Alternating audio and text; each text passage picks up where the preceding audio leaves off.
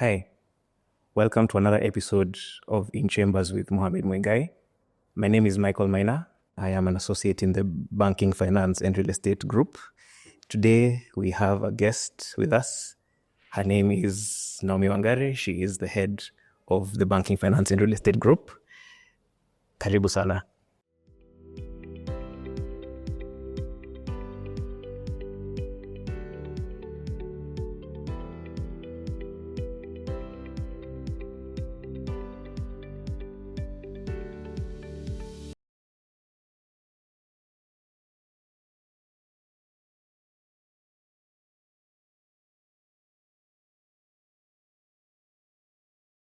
Good evening, Michael. Please tell us about yourself.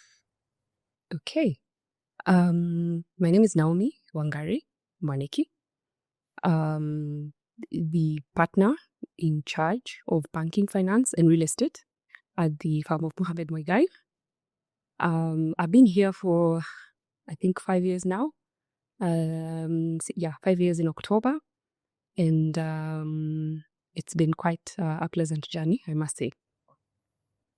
All right. Tell us about this journey. How's it been? And I think by this question, I mean everything, where the dream all started, all the little things, the choices that you made along the way. Yeah. That's a whole, I think we're going to do a book at this rate. But let me give a background. So I come from a family of 4 kids, and I'm an only girl, the second born. And I grew up in Eastlands for a lot of the years. Actually, I grew up in Eastlands, Umoja to be specific, then Buruburu. And of course, I was still there. We schooled in Eastlands, and I went to primary school at a school called Harambee Primary School, all the way up to class 8. Now we call them grades. I then was transitioned to a school in Kikuyu, the famous Alliance Girls High School, where I did my secondary education. And then chose, of course, after that, went to the University of Nairobi, where I did my degree in law. Mm-hmm. Yes. Okay. So I think Alliance was, a highlight. Yeah. And because you talk a lot about Alliance and how it molded you and everything that you did while you were there. So I think, what do you want to tell us about Alliance and, how it shapes the woman you are today and the professional you are today? Thanks, Michael. That's an interesting question you bring out. But maybe to take you back a bit, having, of course, schooled in Eastlands, my wildest dream, I never thought that I would actually make it to such a school. And it was a surprise when I made the cut and learned that, of course, the dream school I wanted to go to, I managed to score the points and go there. And Alliance Girls really definitely was the most impactful, I think, season of my for my journey, of course, in schooling and just learning and the experience. Of course, we had quite, of course, strict teachers and quite a strict principal, I must say, who really ensured, we were not joking around. Any laziness was not even, a discussion. It was, of course, quickly dealt with. And I discovered a lot about myself in my secondary years. I come out as quite an introvert, especially in my primary school days. I always really used to, of course, keep off, all the noise and always retreat to a corner. But high school brought out the best in me, especially the sports part of it. I was really active in the sports part. I did balance my studies with, of course, some bit of a play. And I enjoyed, one of the sports I enjoyed doing was, or rather playing, was basketball. And I was actually identified at a very early stage when in high school to participate. Of course, it goes without saying I'm quite tall. am actually told that I'm quite tall for a lady, but I take that as a compliment. I take that as a compliment. And yeah, with my height, then I made the best candidate to be a forward in my basketball team. And we had quite great season all through, where we managed to take the school all the way to the nationals. On top of that, also, I, of course, enjoyed the subjects that, of course, led me to doing my law degree. I was quite enjoyed a lot of the literature, the history. Yes. Of course, yeah. So the languages and the history, and of course, business. But to surprise you, Michael, as I enjoyed all the subjects, all along I didn't think those are the qualifiers of pursuing a law degree. These are things that I had to address when I got when you now have to choose. There's that. I think in Form 4, you have to now select the unit or the course or the degree you want to do after, of course, you do your exams and you score the necessary points. And to surprise you, law was not one of those units that I chose. Oh, really? I didn't. Yeah. I saw myself as a business person. I always used to tell myself that I will go and excel in my sports and do sports. And do business. So my topmost course that I chose, I remember, was a Bachelor of Commerce.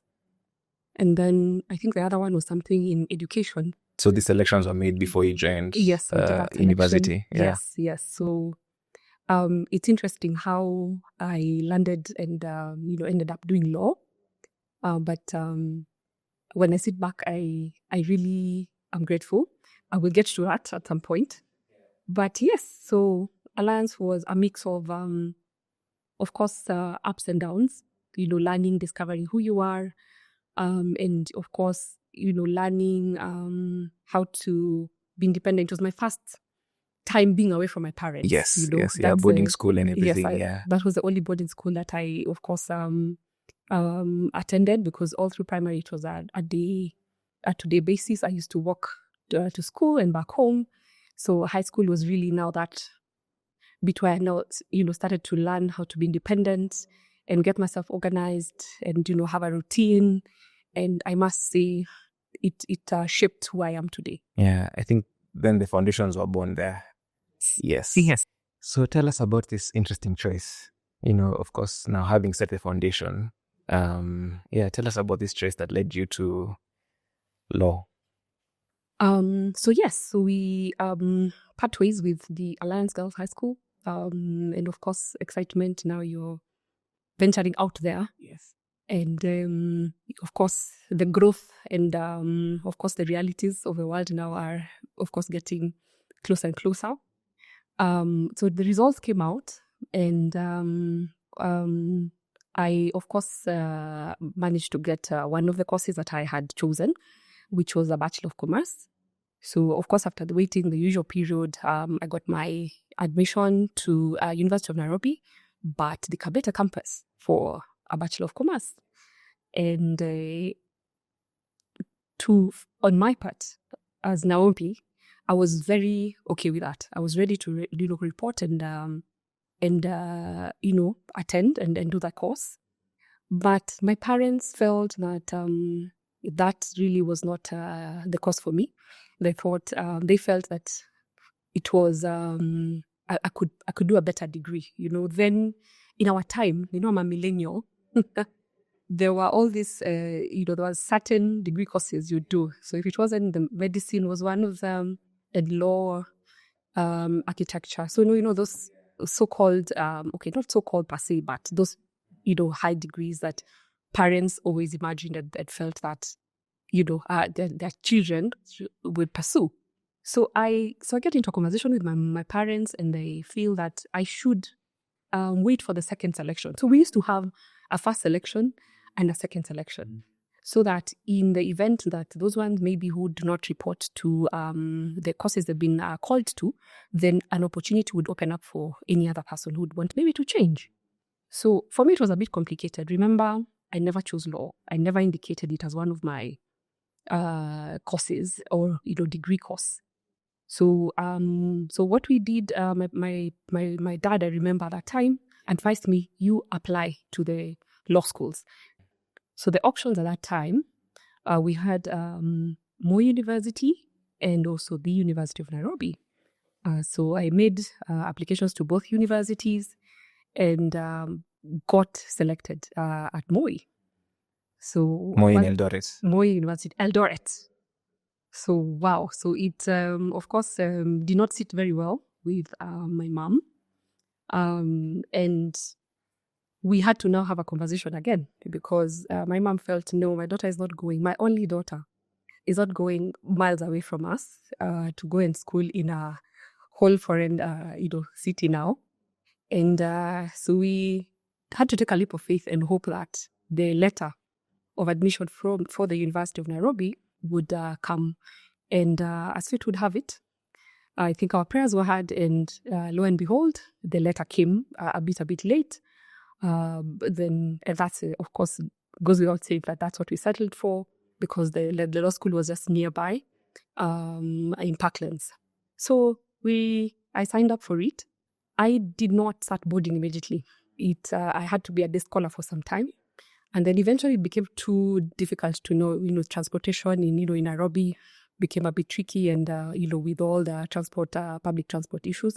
So I ended up having to just have to get accommodation nearby so that, of course, I would be able to attend class and not be able to be late and, maximize my time in the school and access, the other facilities in the school.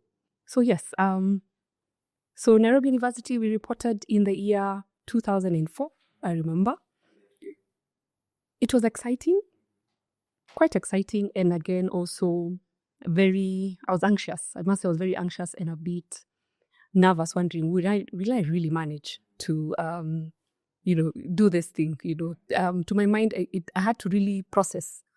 Now, Naomi, you're not going to do a Bachelor of Commerce. You're not going to do a business course that you wanted, and your parents have feel that you can manage to do law. Remember, I'm an introvert, and I felt law is for people who are noisemakers. I always related lawyers with people who are noisemakers from how you'd see them on TV and all. And I felt I'm not a noisemaker. So I told myself, Naomi, let's try this. So I used to give myself targets. If in this first year, once I do exams, first, second semester, and my results are not at par with the rest, or are not as good, I'm just going to quit and go back to the course that I wanted, because there's no point of, just forcing issues. So it was always, Naomi, yes, this is a trisex. I told myself. My parents had no clue, of course. It was just my own, internal thing to myself. I'm like, let's just see how we manage with all this. And I remember, to my mind, our admission, we were quite a number of us who admitted. And there were issues in terms of how we'd be able to be accommodated and even how the classes would be, because we'd be many. And I remember there was actually a strike that actually affected our semester, and we had to report way later because of the school had to be closed down because it was really a serious strike by the students protesting the number of students who reported, and of course the facilities would not be able to accommodate that. So we started off late, and all that also just threw in a lot of uncertainty for me, because I was like, is this a sign? The school has gone on strike. And I'm like, is this a sign that maybe I should just abandon this and just go pursue the course I wanted? But of course, after a few weeks or so, we were asked to report. The school, of course, having split us into two. To now, of course, they listened to the issues that were being raised by the students then. And therefore, we ended up being split, where now we had intakes now. So luckily I was in that intake that was to report that year. And then the other intake would now come in later. Yeah, so in terms of the classes we enjoyed, and we were still quite a number.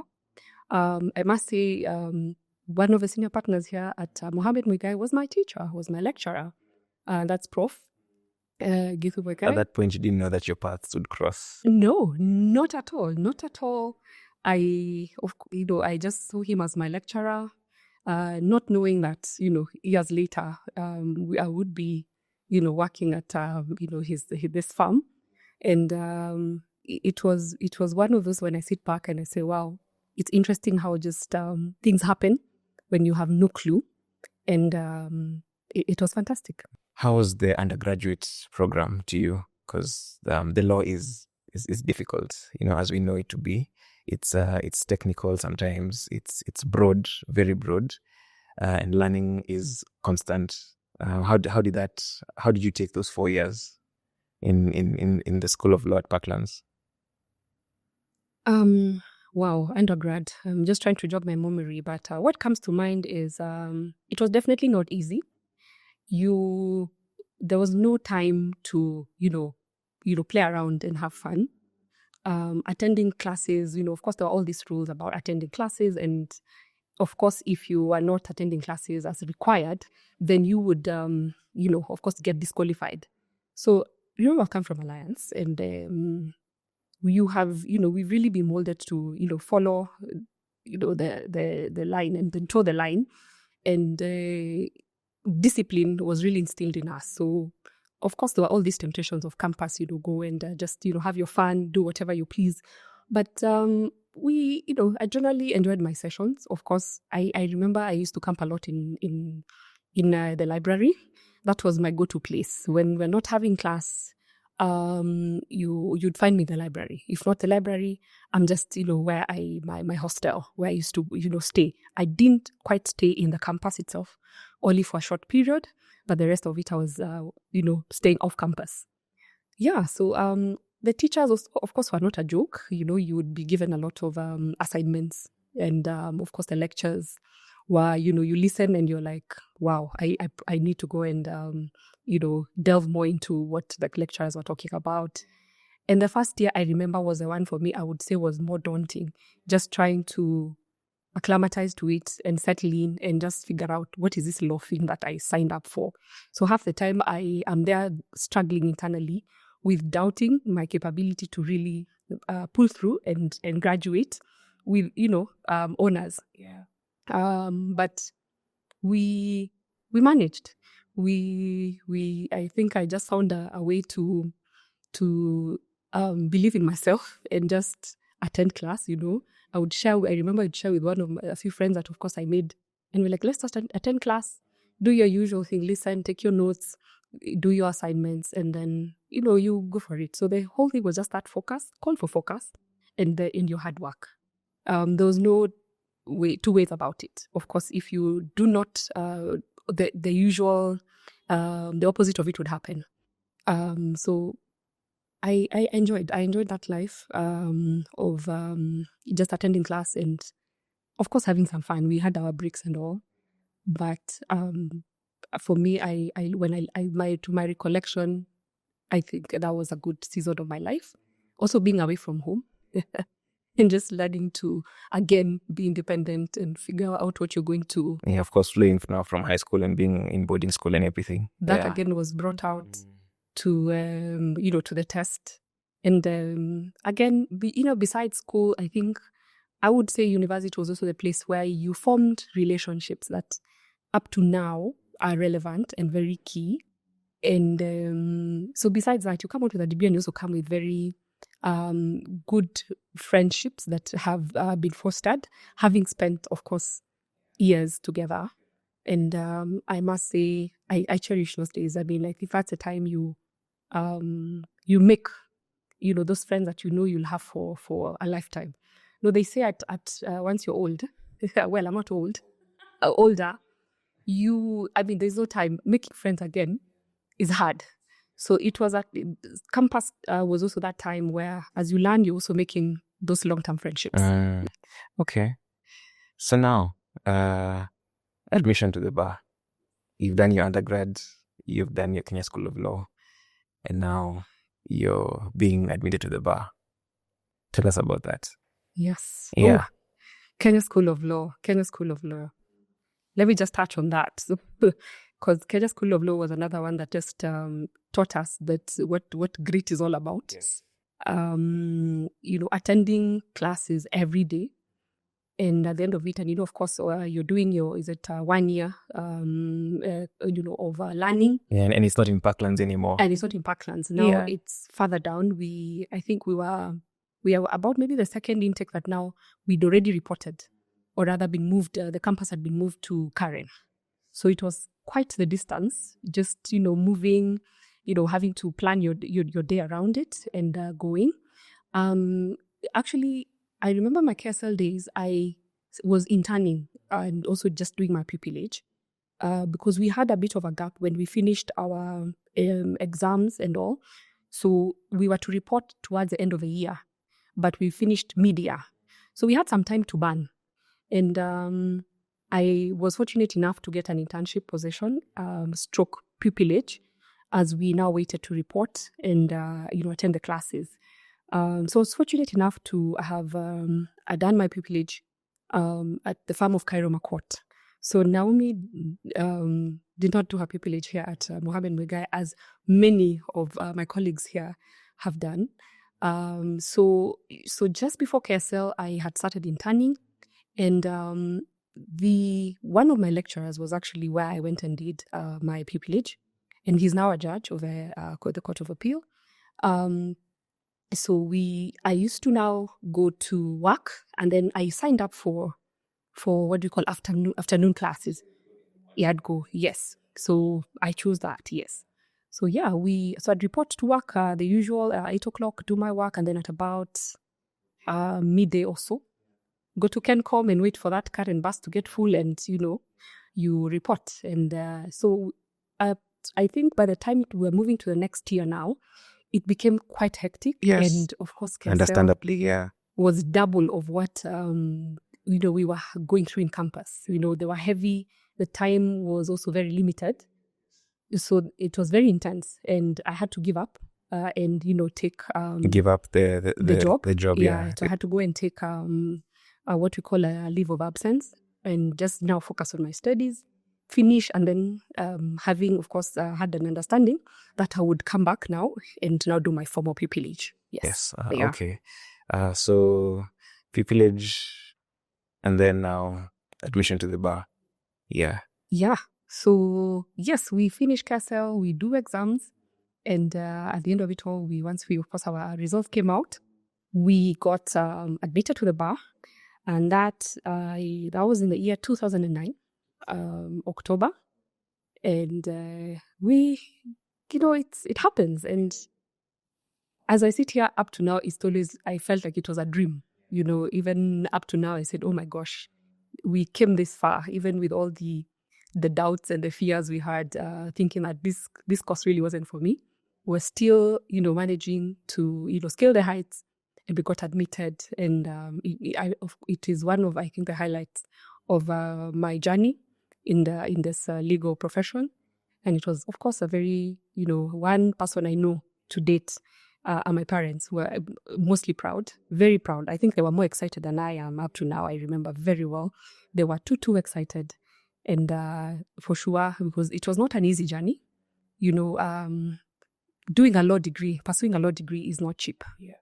And it took a lot of sacrifices for my parents. And I think for the excitement and that, pride in just seeing the hard labor, their effort of just ensuring that I was in school. I was never forced out or told you can't come to school. I really, I must say, I was fortunate enough to be able to go without having to struggle. I know behind the scenes, my parents sacrificed a lot. Something they tell you later, when they tell you then you're like, oh my gosh, even the pressure now is more, where you really now cannot dare joke. But the day I was admitted was really the most momentous occasion in my life, and I forever cherish it and remember. Yes. And for that, actually, this year happens to be my 15th. I just turned 15 years post-admission. Really? Congratulations. Yeah. Okay. So you've been a student most of your life, primary school, high school, and now throughout the School of Law and the Kenya School of Law. So that's what, give or take, most of your life, right? So now you're transitioning to become a young professional. So you're still learning, but now you're also working. So how was that journey for you? Just getting your feet inside the profession, and just that whole process. How was it? Okay. So school and work at the same time. I must say, of course, school and work. As you work, in the where I was working at Cairo Makot, I still did my pupillage there, and even, of course, as I was learning, and when you're really growing in the profession, of course, the pay is not really motivating per se. Your main objective was to at least get that exposure from a practical perspective. And I sit back, I see the value and the importance of doing both work and school together. Even if I didn't it for too long, I think I probably worked for about 5 months, but that was enough exposure because I'd also done a few, maybe 6 now actually totaling before we reported, and it made my learning at Kenya School of Law very easy. Much easier because you are able to apply what you're learning. Exactly. And actually, when the KSL course, the modules were actually more practical, so you would come and, the theory was taught in university. So Kenya School of Law was quite more of a practical perspective of now the law and the main courses that we had to do to be able to get admission to the bar. And it really did make, when I think I look back, my journey and my learning, easy, especially when it came to just understanding the sort of paperwork, especially in a civil suit, or even in a criminal suit as well. So the pleadings, all those things that we used to prepare and draft well and research on, made it easier to understand what really was the lecturer referring to. Yeah, so I must say it was also quite good and beneficial in that sense because it made it quite seamless. Yeah. So I remember you mentioning that you were once a litigator. You used to do litigation and everything, and here you are, the head of the banking, finance, and real estate, which is conveyancing. And how did that transition happen, or when did it start? When did you decide to change gears, and at what point, and maybe what led you to that point in your career? Wow, they've taken me way back. But as you rightly put in, Marco, I was a litigator for I think about 5-6 years into now my 15 years of practice.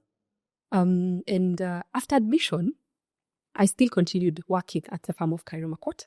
I was, retained, and of course now started, became working there as an advocate now as an associate, as junior associate. And the core practice areas of the firm was, of course, litigation. So I did that for quite a while, and it's the same firm that I actually ended up now, discovering that, not discovering by say, but I guess it was an accidental discovery, I guess, because we really never used to do a lot of the, real estate and banking as such. So in a nutshell, I recall being given an assignment by one of the partners of the firm to do a very in-depth opinion on the now repealed Sectional Properties Act of 1989 vis-a-vis what was it, at the long-term leasing of property. So basically, we had this client who wanted to get into the project development of residential units, but they were quite unsure how to structure and give the title to now the buyers in their project. So we now they were foreign clients, and therefore they just wanted to understand what options are available. And yeah, so I was given the opinion, and I came out of my boss's office scratching my head, wondering, where do I start? I was used to drafting my pleadings, doing my demand letters, all those, things, going to court and, submissions, so I never quite interacted with a lot of the conveyancing and real estate work. I think the most I did was probably prepare a tenancy agreement And that was it. So a tenancy, maybe review a lease here and there for a client and all. So there wasn't much that I had put into practice. So I came out and I wondered, where do I start? And I remember going to even ask the senior associates, I've been told to do this. Where do I even start? I don't know. They looked at me and said, don't worry, you just go get those acts, look at them, read, understand, consult here and there, and you do fine. You don't panic. You do what the best you can. And I said, okay, I think that's sufficient. You've given me the motivation. So I went at it and prepared the opinion, gave it to my boss, and of course, there are changes here and there. And we sent it out to the client. And long story short, Michael, the client was very happy with the opinion. It turned out to be a very in-depth opinion that they were clear on the direction they would take. And they were quite happy. And I remember, of course, after at the job, you bill the client. And I can fondly remember that there was no argument to the payment or fees. And it was quite a good amount, because my boss then was very happy and came and said, your client is very happy, well done. And going forward after that, any conveyancing work that now would be brought about in our firm, any client work that would come and they say they want any conveyancing work would come to me. And I found myself really enjoying that. And, just looking at the law and finding solutions and, packaging that and offering that to the client, I enjoyed it. To be very, very candid, I did not enjoy moving around the courts. We had quite a robust litigation, and we handled matters within Nairobi and outside Nairobi, as far as you can think outside Nairobi. I mean, there is no court I remember not having really gone. I mean, I went as far as Kisumu, I went as far as Gatundu, I went as far as Machakos. I really traveled, and to be honest, I didn't enjoy that. I didn't enjoy that movement. And of course, you couldn't choose and say, I only want to do matters in Nairobi. I mean, I was too junior to start saying, this is the territory I want to just stay in and, work. And it felt, conveyancing was just, I was sitting behind a desk. Remember, I'm an introvert. So it was a very easy escape for me. So I slowly started just building my, my capacities and just getting the exposure, with conveyancing. Though I continue doing both. Though slowly now, the conveyancing work, it was a tipping point. And of course, I use that, and now I used to be given more of that. And slowly now my litigation just started decreasing. And here we are. What was the most profound thing you learned in these 15 years that have culminated in this point? As a leader, of course, and also as, a professional. Those two sometimes are two different things. Leadership and being a professional, sometimes you need two different sets of abilities. So how do you mesh the two? And I think from what you've said, the leadership started there where you had to take charge of that assignment. No one else was actually doing it. And when it was given to you, you had to, stand up and take it. And so tell us about the leadership and the profession. Yeah. So they're two different things. Yeah. Let me start with the profession, maybe. It's a bit easier. Those are very tough ones. But anyway, let's see how we handle that. So the profession, to my shock, it turns out not to be, of course, as I thought, that you really have to be a loud man and a noisemaker per se to, be able to thrive.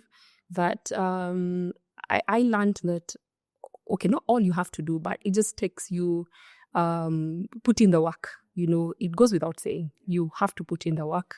You've got to equally make friends, Like I said, your network also is, again, your net worth, as I put it. And trying to, of course, ace it alone is not possible. And you find yourself just not enjoying, because you're not going to speak to yourself.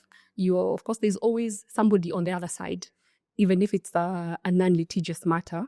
And therefore, I think just cultivating the friendships and not being too, rigid, I think went a long way, and just being open to learn. I think knowing that learning never stops. Yeah.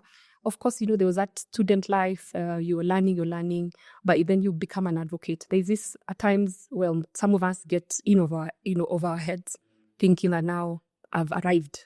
I'm now an advocate in the High Court of Kenya. I know everything. What are you telling me? So even you would not want to even take a client seriously when you probably veered off from what the client is saying, and you're thinking you're the one who knows better than the client. And I remember our profession is a service-oriented profession where you are giving a service.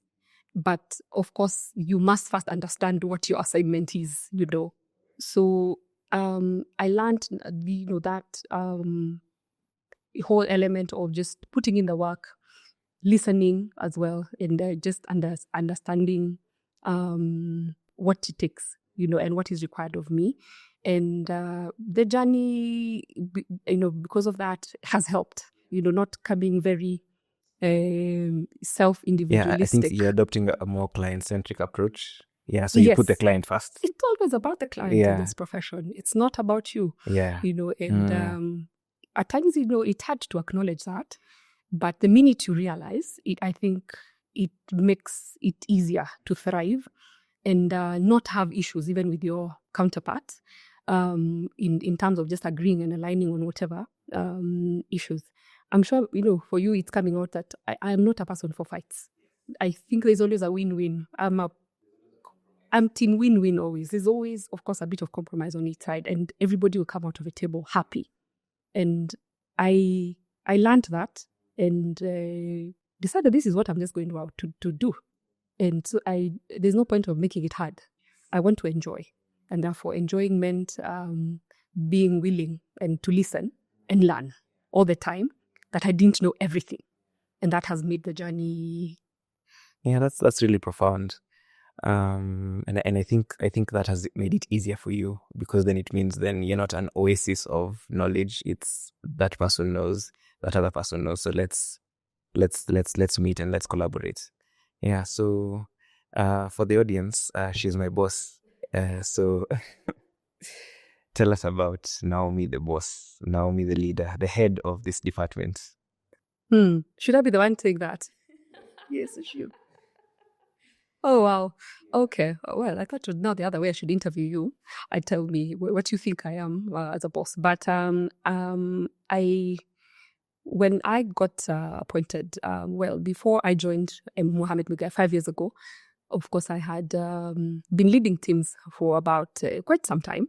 I have headed the real estate department for what? How many years now? Maybe 8 or so. Yeah. Where, so leadership, of course, started just before I joined the team, and it wasn't easy. It wasn't easy, For me, how I used to look at it, of course, I reported, of course, to the partnership. And I also have an obligation to my team and ensuring that, what you are expected to deliver. Because you'll be told, you're leading the team, these are the expectations. And of course, I have also a young team, by the way. I've had the privilege of really leading young teams.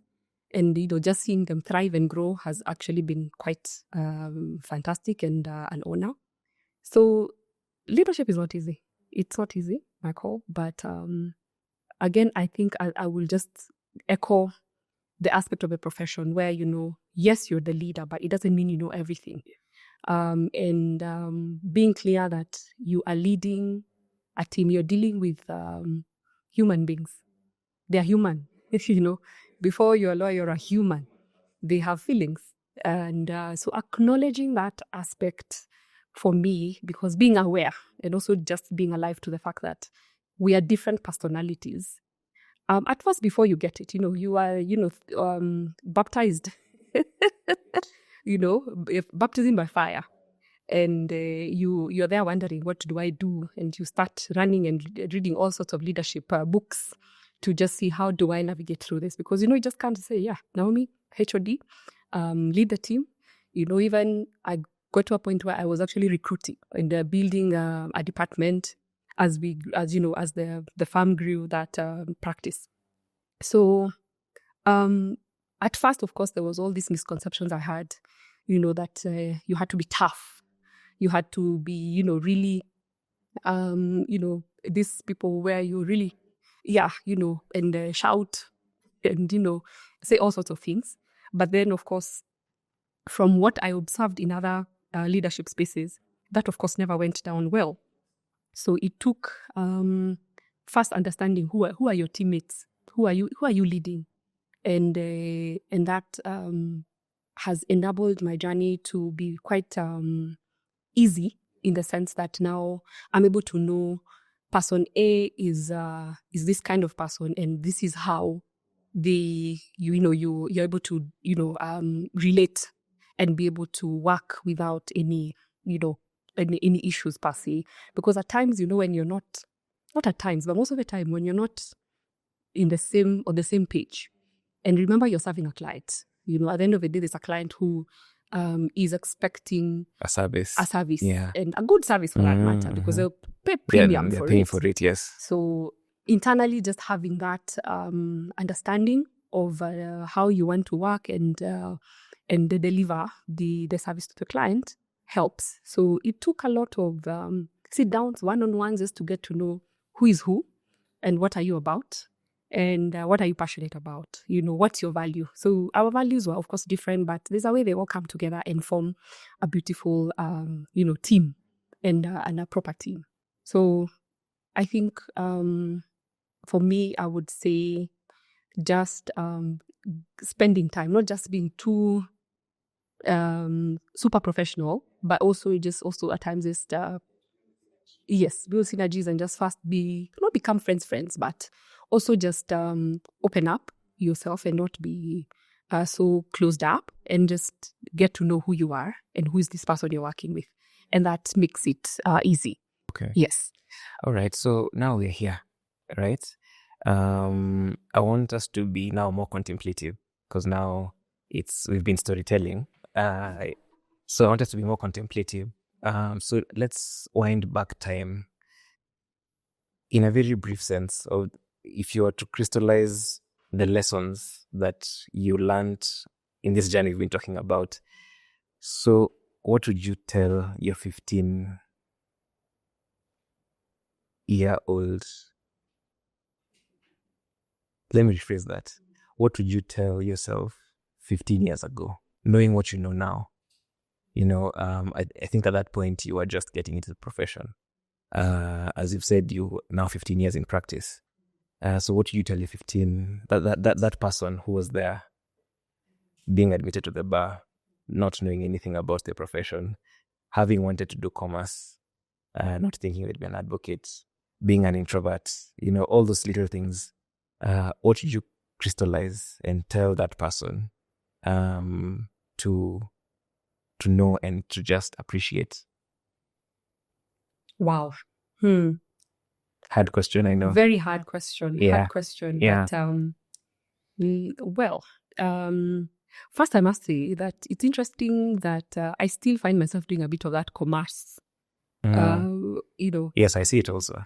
A bit of what I needed. So it's an unanswered prayer in a way that this course I needed to pursue still applies in the legal profession. I still not find myself, but there's the commerce element of it. There's a marketing element, because I love marketing. I love going to which is also part of it's a big part of commerce. Yes, a big part of commerce. Yeah. So I sort of find myself doing even still that Bachelor of Commerce that I wanted, and so for me it was a win. But what would I tell myself? I would say, one, self-doubt is the enemy. Fear and that self-doubt. That go for it even when you have no clue. Yes. Just there, and don't be afraid. Don't of course tell yourself that you're not capable, because the minute you put that in your mind, it becomes now the truth. Yeah. And of course, there are all these perceptions about this legal profession. And, like, of course, what I was saying, that, of course, I'm not built for it. I'm not a noisemaker. I'm not, I'm not loud, or, you're not, you have to be a proper bookworm. And they say geeks, so, because, I don't know whether it's me, but I don't know whether you've had that. The legal profession, again, people look at it like you're a medic as well, because you're providing legal solutions, so there's that comparative that you have to really be extremely, sort of a geek to be able to manage and thrive. There's also that fear of there's so many books to read, there are all these laws and stuff to know and put in your head. But the minute you see it like that, then you get intimidated. So believe in yourself. Let not self-doubt, yes, it will be there, but let it not be the driving force. Yeah. And then So you've had an illustrious career, 15 years. I'm on my second year. For you. Yeah, so you're doing well. So what are some of the highlights of this 15 years? What are your key achievements? The ones that when you sleep at night, you're really happy about. It wasn't about the money. Maybe it was, but mostly it's about the sense of accomplishment. You just have a smile on your face every time you remember it, or every time someone reminds you about it. Yeah. Okay, I think I'll say 4, maybe 4. Yeah. I think I mentioned the first one. Yeah. Admission to the bar. I mean, that goes without saying. I think I spoke about it. I think 15 years is also a second one. Well, 15 years. But before 15 years, I will say making partner at Mohammed Muigai was, of course, I was elated. I was extremely, extremely excited and humbled at the same time. And equally scared. I think it's quickly, after the whole season of excitement and all, then things hit home. It's like, wait, the responsibilities. This is now another, responsibility and expectation that has now gone higher.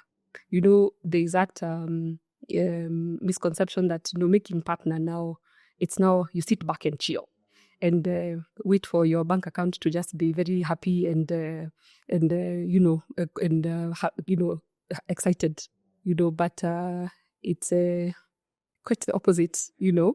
Of course, the responsibility, the higher you go, the responsibility, of course, equally increases, and I think, but nonetheless, it was still a very momentous step and milestone in my career.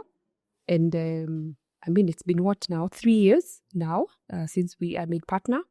And it's been exciting. It has had its ups and downs. It's definitely not smooth. As you learn the ropes, there's still a learning curve. It's a whole new chapter in your profession. And now you get to see and discover other things you probably were shielded from that now come out into play, and you're right in the mix of it. But nonetheless, I think with the leadership we have and here at the organization, it makes it easy. Not easy, but you're able to now do well and fit in and just run and continue to deliver the client, the services to the client. So that's what, 3. Those are 3. The 3. I think my 4th one, which is maybe the last that covers a lot, is just starting a deal or a project or an assignment, as we call them a lot. We call them briefs. Seeing a deal, starting, at times in the, as litigation, I know for litigation at times takes years to start a case and win it. But for us also, we have our time it can spend. It doesn't take just a week or 2 or even a month. At times, some deals take time, especially those mega deals where there's a lot to have. A lot of moving parts, yeah. Yes, and I must say one of those things that just makes it worth it all, and the time you spend, of course, they put in the long hours and all working. It's just seeing a client happy and a deal come to realization. Especially where we do the deals, in a financed transaction, or even a project that is, coming up, and then you're looking to, of course, sell it and finish and do all that. It really is. I am one of those people who get excited when the client is happy. I am really elated. I sleep, and I remember, of course, the hurdles. All these things that that come with it. Changes, of course, and of course, maybe some certain bureaucracies here and there when it comes to, pursuing the completion of a project. And, at times even having also other, if it's the deal that involves another party, where they probably are not really understanding what it is you want and frustrating you. And by the time you unlock what the issue is and just come to an understanding, it takes a lot. And therefore, just seeing that come to a beautiful end, and the client is happy, that just makes makes it all worth it. All worth it, yeah. And even when they go out of their way to appreciate, it says a lot. It just gives, I think that's what gives me the motivation to keep going. Okay. Yeah. Okay. So let's flip the coin. Of course, as you've said, and you've mentioned this throughout this episode, there have been challenges. So what are some of the key challenges that you have faced? And look at the challenges, but also maybe where you feel you could have done better, maybe areas of improvement, and where you kind of, every time you think about it, you get a cringe moment. You're thinking, I should have known better, or, I could have done better. Wow, yeah. There's always that flip side where you're quickly reminded that yes, it's never a smooth sailing, but of course, just like life, even this profession has its ups and downs.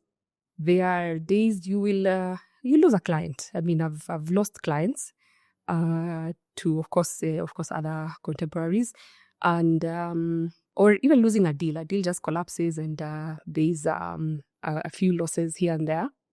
And a client is really unhappy, and something that was not even in your control, I think for me, that's what I think really sort of just crushes me in a way,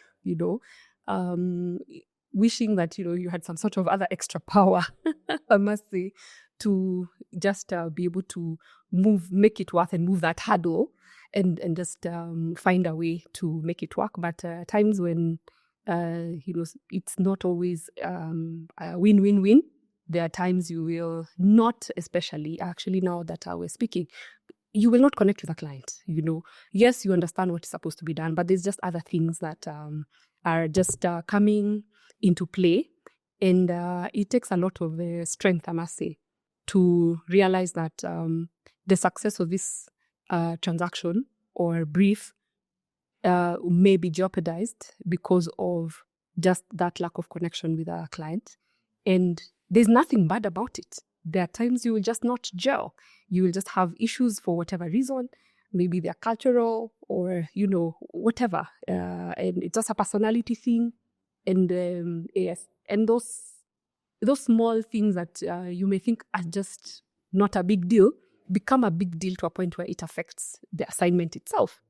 And it takes a lot of strength to now realize and now take a step back and perhaps get a colleague to now step in, or a colleague, be it your a senior person, or just even somebody junior, whoever, who may now be able to unlock that sort of stalemate. What appears to be small is never small. And you have to get that sort of understanding and get out of it. So for me, getting a deal fail to that extent really at times crashes. It pains. Of course, it comes with other ripple effects to it. And when there's nothing much you can do, yes. But when there is something you can do about it, let's say now, knowing that actually I am the stumbling block, or I'm the one who's not, bringing the issue, or and not enabling this deal to go through, and you step back and just get somebody else to take over, yes. At times, of course, by the time you realize that, it can be late. It can be too late, and the client has opted for something else or said, you know what, I'm done. I think the other thing that also just equally can be a bit frustrating is also getting, clients who really don't mean well are there to maybe try and sort of, let me not say rip you off per se, but They want to step on your toes as they get to where they're going. yeah, in a way. And that can at times also, make you doubt yourself and wonder whether you actually are up to the task. And maybe it's just, they've just, just come to, as they call it, vuruga, and see how you deal with it, and so at times that can be frustrating, but I think just continue to be assertive in a gentle way goes a long way, and just being clear on what your position is. Yeah. Okay, interesting thoughts. Okay, so as we come to the end of this episode, the landscape of the profession is changing. I think with artificial intelligence, with government interference, with there are lots of things that are happening. Changes in economies and the interlinking of governments and everything. What do you think is one thing that will really affect the profession going forward? It can be, the legal profession, or it can even be the practice of real estate and conveyancing and the whole banking sector. What's one thing you'd say this is going to upset, the status quo? It's going to upset the balance.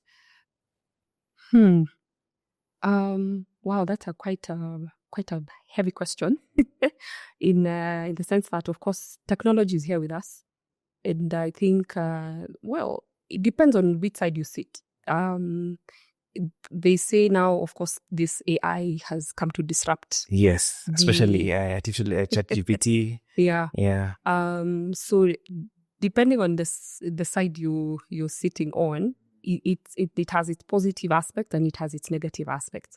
But I choose to look at it in a positive way, in the sense that it now enables you to work more efficiently and more accurately, because, of course, the traditional practice for us is, especially when you are undertaking a task where it entails a lot of due diligence to be done, and that comes with a lot of documents and paperwork that need to be looked at, and for you to be able to now give a full picture of what it is that we're dealing with before your client signs that deal. So I look at technology in the form of AI to come and now be able to assist in that, there's the administrative aspect of it, where internally, in terms of how you're managing your client file, that goes a long way, instead of having all these big, humongous files that law firms are predominantly identified. You enter and you literally cannot see the person because they're buried in their files. So I look at technology as a positive for me. Of course, there's that fear that, of course, it's coming to replace most of the work, the lawyers, most of the work that you do, and you'd be rendered sort of, redundant. But I don't see that happening, because we are humans, and the human touch will always be needed. It goes a long way.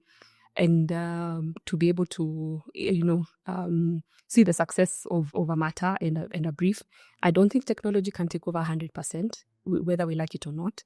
And as we're even seeing now, there are now certain issues that are even cropping up with this technology that is even becoming harmful to us as the human beings. So I think for us in the legal profession, is just a matter of just understanding how far we can embrace it and how we want to utilize it.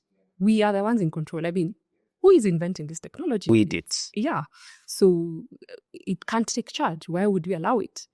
So I think if we look at the positive aspects of it and embrace that, and then figure out how to ensure, of course, you're not rendered redundant, and also keep reinventing oneself, of course, embracing that times are changing.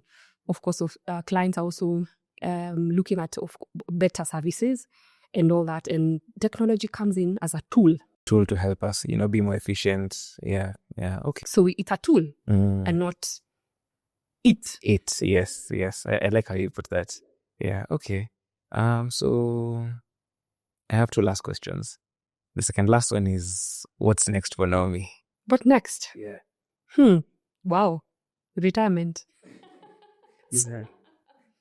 I've always wanted, I remember in my 20s, I always used to say, at 45, 50, I'm going to be retired and just take it slow and all that. But here we are, we're still working.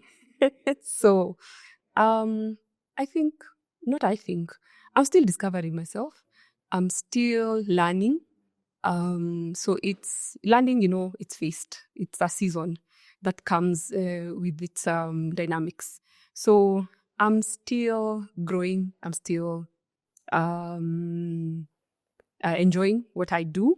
And for now, we are just enjoying and ensuring we're thriving. Retirement has now been pushed a bit back. We're still too young. That was quite, I guess I was just daydreaming 2 decades ago, I guess. So, we are now just discovering the other avenues of practice, given how the real estate landscape is changing. And so, of course, getting myself into the whole, mix of it and learn and discover what's happening to be able to deliver more efficient and expert service. Okay, that's good. So my last questions, or rather, there are very many questions. We'll call them rapid fire questions. These are just questions to know more about you. Tea or coffee? Coffee. Is that even a question? Okay. Coffee. Black, no sugar. Black, no sugar. Mm-hmm. Okay. Early bird or night owl? I'm a night owl. You can see I'm still awake at this hour. Yeah. Beach vacation or mountain retreat? The beach. The beach. The beach, for sure. Yeah. Text or phone calls? Text. Introvert? I am such an introvert. Yeah. Yes. Okay. Sweet or savory snacks? Right now, I'm in between. I'm in between. Okay. Yeah, depends. Dogs or cats? None. Okay. Favorite way to unwind after a long day?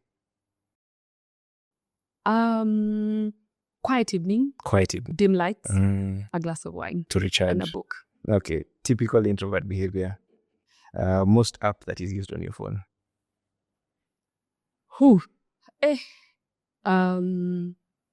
I think it's my WhatsApp. One thing you can't live without? One thing I can't live without. Wow. What is that? Just one. I don't know. I can't live without. Yeah. So pass. I think pass. Okay. City life or countryside? Countryside. Okay. Yeah.